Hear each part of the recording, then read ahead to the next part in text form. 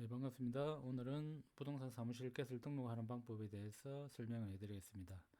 자, 앞전에 자격증을 취득을 하시고 실무 교육까지 받으시면은 부동산 겟을 등록을 하실 수가 있는데, 자, 겟을 등록을 안 하시고 일을 하시려면은 소속 공인중개사로 취업을 하셔야 되겠죠. 자, 부동산 겟을 할 수 있는 방법은 신규 창업을 하는 방법이 있고, 그 다음에 기존의 부동산을 인수하는 방법이 있습니다. 자, 그 중에서 가장 여러분들이 신경을 써야 되는 부분이 바로 부동산 상호를 정하는 겁니다. 손님들이 부르기 쉽고 그 다음에 찾아오기 쉬운 그런 상호를 쓰시는 게 좋겠죠. 그리고 사무실 계약을 먼저 하셔야 되겠죠. 사무실 계약은 우리 건축물 대장상 근린생활시설이 되어야 가능합니다. 우리 공부할 때 배우신 것 같죠. 중개사법에 나오는데, 그리고 사무실 계약을 하고 계약서를 가지고 구청에 가셔가지고 겟을 등록을 하셔야 됩니다. 구청에는 보면은 보통 보면 지적과나 뭐 토지정보과 이런 부서가 있는데 이쪽으로 찾아가시면은 됩니다. 자, 찾아가실 때 자격증, 공인중개사 자격증 원본하고 그다음에 실무교육 이수한 이수증하고 그다음에 여권용 사진 2장 정도가 필요하고 그다음에 겟을 등록하는데 비용이 2만 원 정도가 들어갑니다. 이렇게 준비하시고 구청에 방문을 하시면 되고요. 방문하셔서 겟을 등록을 마치시고 나면은 약 한 일주일 정도 지나면은 겟을 등록증이 나왔다고 합니다. 그러면 그 겟을 등록증이 나오면은 그 겟을 등록증과 사무실 계약서를 가지고 어디로 가냐면 세무서로 갑니다. 세무서에 가셔가지고 사업자 등록을 하시면 됩니다. 그때 부동산 상호가 들어가겠죠. 그렇게 사업자 등록을 마치시면 됩니다. 그런데 사업자 등록을 하실 때 간이가세를 할 것인지 일반 가세를 할 것인지 이 부분에 대해서 여러분들 생각을 좀 해보셔야 되는데, 간이가세 같은 경우에는 신고를 1년에 한 번 합니다. 그리고 일반 가세 같은 경우에는 6개월에 한 번씩이거든요. 그런데 간이가세 같은 경우에는 주로 개인으로 상대하는 아파트 이런 쪽으로 하시면 간이가세를 신청하시면 되고, 주로 일반 가세 같은 경우는 10%의 부가세를 받을 수가 있으니까 상가 거래나 그 다음에 법인하고 주로 거래하는 분들은 10%가 부가세를 발행할 수 있는, 즉 세금 계산서를 발행할 수 있는 일반 가세를 사업자 등록을 하시는 걸 추천을 합니다. 사무실 계약을 하셨으면 사무실 이제 인테리어를 하셔야 되는데, 여기 보면은 컴퓨터 당연히 들어가야 되고, 뭐 우리 손님 브리핑용이나 계약서 작성할 때 대형 TV 이런 거 연결하셔가지고 컴퓨터하고 연결하셔가지고 브리핑용으로 하는 경우도 많고요. 그 다음에 프린트 이제 복합기를 하죠. 보통 잉크젯 복합기인데 이걸 구입하셔야 되고, 그 다음에 인터넷은 먼저 인테리어 하시기 전에 인터넷이 이제 들어와야 되고, 그 다음에 책상하고 뭐 기타 인테리어 조명이라든지 이런 걸 하시면 될 겁니다. 그리고 부동산 같은 경우에는 주로 이제 문이 이중문으로 되어 있어 가지고 문 한쪽을 열면은 무슨 부동산이라고 간판이 노출되게끔 하는 경우가 많습니다. 그런 부분까지 인테리어를 하시고, 그 다음에 간판 같은 경우에는 간판에 꼭 대표 누구누구라고 이름이 들어가야 됩니다. 그리고 뭐 강동 부동산이다. 그러면 강동 부동산에 강동 부동산 공인중개사 사무소, 이렇게 공인중개사 사무소라는 글자가 꼭 들어가야 됩니다. 그 구청에서 나중에 확인하러 다 나옵니다. 인수창업 같은 경우에는 사무실 계약을 하시고 구청에 겟을 등록을 하러 가시는 것 똑같습니다. 단 이전에 그 공인중개사가 폐업을 다 하셔야 됩니다. 그래야 그 구청에서 겟을 등록을 받아줍니다. 그리고 겟을 등록증이 나오면 마찬가지 사업자 등록을 하러 가시면 되고요. 그 다음에 인수하실 적에 기존에 있는 사무실 찍기, 컴퓨터라든지 뭐 이런 프린터라든지 이런 거 하고, 그 다음에 뭐 그 사무실 장부, 물건 장부, 그 다음에 뭐 기존에 일하던 실장님이 있으면 실장님을 일을 같이 하실 건지 안 하실 건지 이런 부분에 대해서 인수 여부를 확인하시고요. 그 다음에 중요한 거는 권리금입니다. 기존에 하던 데서는 권리금을 뭐 몇 천만 원씩 부르는 경우가 있습니다. 이 권리금이 부담되시는 분들은 신규로 창업하시면 되고요. 그 다음에 기존에 목 좋은 자리는 대부분 부동산이 차지하고 있기 때문에 권리금을 주고 뭐 하시는 분들도 있기는 있습니다. 자, 그리고 또 인테리어는 자기 취향에 맞게끔 다시 인테리어를 하시면 되겠죠. 부동산 개설 등록을 할 수 있는 전반적인 과정이었습니다. 부동산 사무실을 개설하고 난 뒤에는 이제 직원을 채용을 해야 되겠죠. 직원을 채용할 때 소속 공인중개사를 하시든지 중개보조원을 고용하시든지 그렇게 하면 됩니다. 단 처음에 개업 개설 등록을 하면은 보통 이런 말씀들 하세요. 뭐 자기도 처음이니까 모르고 다른 사람 쓰기도 겁난다 이렇게 하시는 분들도 있는데, 개설 등록을 다 마치셨으면은 이제 소속 공인중개사나 중개보조원 등의 직원들을 고용하실 수가 있습니다. 혹은 혼자서 일하셔도 전혀 상관은 없습니다. 자, 소속 공인중개사를 만약에 고용을 하시면은 마찬가지 구청에 등록을 하셔야 됩니다. 자격증도 원본도 게시판에 게시를 해줘야 됩니다. 그리고 근로계약서 작성하시는 거 추천드리고요. 그 다음에 중개보수 배분 문제, 이 부분도 정확하게 계약서에 작성을 하시는 게 좋습니다. 그리고 부동산 광고는 어떻게 할 건지에 대한 것도 마찬가지 계약서에 작성을 하시고, 그 다음에 뭐 기름값이라든지 식비, 컴퓨터 사용 등등은 어떻게 할 건지 마찬가지 계약서에 다 작성하셔가지고 일을 시작을 하시는 게 낫습니다.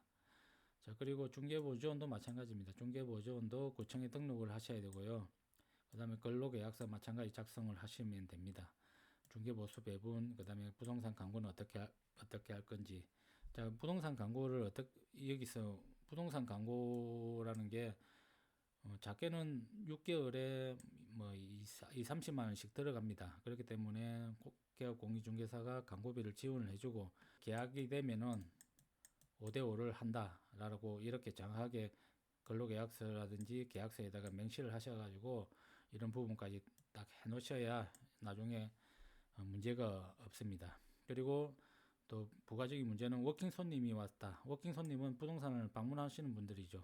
방문한 손님이 물건을 주었을 적에 준 물건이 이제 매매가 이루어지면은 이런 부분의 배분은 어떻게 할 것인지에 대해서도 생각을 해보시고요. 그 다음에 만약에 일을 하시다가 이 일 자체가 이직이 높습니다. 좀 배우고 나서 다른 곳으로 간다든지 혹은 뭐 개업을 한다든지 이러는 분들이 많기 때문에 이직 시 개업은 뭐 지금 있는 부동산에서 거리 몇 미터 정도 제한을 한다라고 이것도 계약서에 마찬가지 명시를 하시는 게 좋습니다. 자, 그리고 직원이 고용이 됐으면은 일단 부동산 매물을 확보를 많이 하셔야 됩니다. 부동산 물건을 어떻게 접수하고 그다음 접수한 물건을 분석해 가지고 광고에 올려 가지고 거래를 하는 건데, 자, 그 과정을 보면은 워킹 손님이 물건을 주는 경우도 있고, 그 다음에 아시는 지인이 물건을 주는 경우도 있고, 그 다음에 때로는 물건을 발굴하는 경우가 많습니다. 특히 상가 같은 경우에는 DM이라든지 그 다음 스티커 같은 거 작업을 많이 합니다.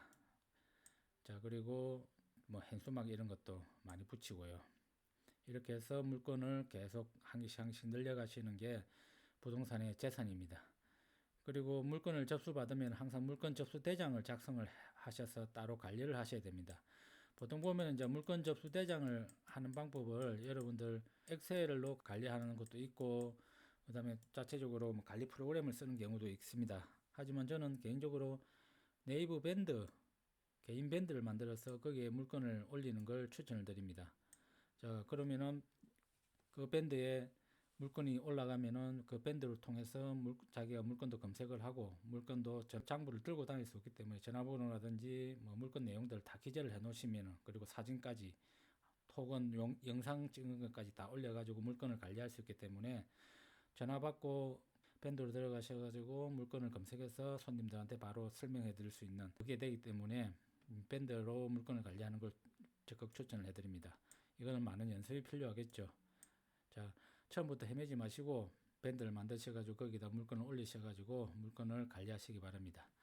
그리고 물건이 만약에 접수가 되면은 일단 물건은 기본적으로 권리 분석을 하셔야 됩니다. 건조당 말고도 소유자가 일치하는지, 그 일사펠리 같은 경우에는 주로 부동산 종합 공부라 해가지고 소유자 이름하고 그 다음에 건축물 내용하고 그 다음에 여러 가지 뭐 도면하고 이렇게 여러 가지가 나옵니다. 그래서 일사펠리를 활용하는 경우도 있고요. 그 다음에 인터넷 등기소를 통해서 등기부 등본을 발급받을 수 있죠. 그 다음에 뭐 세움터에 들어가셔가지고 건축물 대장, 특히 상가 같은 경우에는 건축물 대장을 먼저 떼보셔야 됩니다. 그리고 정부 24시에 들어가면은 건축물 대장도 뗄 수 있고, 그 다음에 뭐 지적도 그 다음에 토지 대장 이런 것도 발급받으실 수가 있습니다. 물건에 따라 가지고 하시면 되는데, 아파트 같은 경우에는 기본적으로 뭐 몇 동 몇 호다 이렇게 하시면은 이제 대령 절차가 뭐냐면은 뭐 등기부를 먼저 떼보십니다. 그 다음에 건저당이 있는지 확인해 보시고, 그 다음에 그 시세를 찾아봅니다. 네이버 부동산에 들어가면은 실거래가 시세를 확인을 해 보시면 되거든요. 그러면은 이 가격이 지금 매매 의뢰한 가격이 맞다 안 맞다를 대충 가늠하실 수가 있습니다. 그리고 나서 이게 물건은 좋고, 그 다음에 이제 현장을 방문하실 수 있으면 현장 방문하셔가지고 뭐 주인한테 설명을 들어가지고 혹은 뭐 사진을 찍어가지고 현장을 항상 방문을 해보시고, 그리고 나서 이제 광고를 올리시면 되죠. 등기사항 증명서에 등기부 등본이 나는데 토지 등기부, 건물 등기부가 따로 있습니다. 열람하는데 각 700원씩 듭니다. 그 다음에 상가 같은 경우에는 건축물 대장을 이제 발급을 받으셔야 되는데, 여기서 건축물 대장은 위에 세움터가 있고, 그 다음에 정부 24시에서 발급 받으실 수 있습니다. 건축물 대장 발급은 무료입니다. 그 다음에 토지 대장, 지적도, 토지 이용 계획 이런 거 다 발급을 받으시면은, 발급 받으셔서 뭐 물건 관리 대장의 네이버 밴드에다가 이거 파일을 첨부를 해 놓으시면은 관리하기가 훨씬 수월합니다. 등기사항 증명서를 발급을 받아봤는데 조심해야 되는 물건들이 있습니다. 거래를 할 때 조심해야 될 물건들이, 경매 개시 등기가 기입된 물건, 그러니까 아파트인데 경매 개시가 각구에 기재된 그런 물건들은 경매가 진행 중이기 때문에 이런 건 절대 하시면 안 되고요. 그 다음에 건저당이 시세보다 건저당이 너무 과도하다 이런 것 같은 경우에는 매매 같은 경우에는 건저당을 말소하는 조건으로 하면 되지만, 또 임대차 같은 경우에는 깡통 전세가 될 수 있기 때문에 여러분들 손대시면은 아주 위험해지십니다. 그리고 소유자가 불확실한 경우, 그러니까 소유자는 A씨인데 B씨가 와서 이걸 팔아달라고 하는 경우, 이런 거는 소유자가 A씨면 A씨하고 직접적으로 이야기하지 않는 상태에서는 절대 거래를 하시면 안 됩니다. 추인이라고 하죠. A씨가 추인을 하면은 상관은 없겠지만도 그래도 그 과정에서는 조심하셔야 됩니다. 그리고 위임장 이런 것도 너무 믿지는 마시고, 항상 소유자가 있으면 소유자한테 확인을 하시고 그렇게 진행을 의사를 물어보시고 하셔야 됩니다. 그리고 임대차 하실 때 주의할 거는 위에서 설명한 과도한 건저당 이런 부분 조심하셔야 되고, 주택이나 상가할 때 최우선 변제금이라는 게 있습니다. 이게 주택이나 상가가 경매에 들어가 버리면은 임차인들이 변제금을 받을 수가 있는데, 여기에서 변제금을 받을 수 있는 기준이 다 있습니다. 다음 시간에는 실질적으로 광고를 하고 그 다음에 매매 계약서를 작성할 수 있는 그 과정까지 한번 연결을 해 보겠습니다. 감사합니다.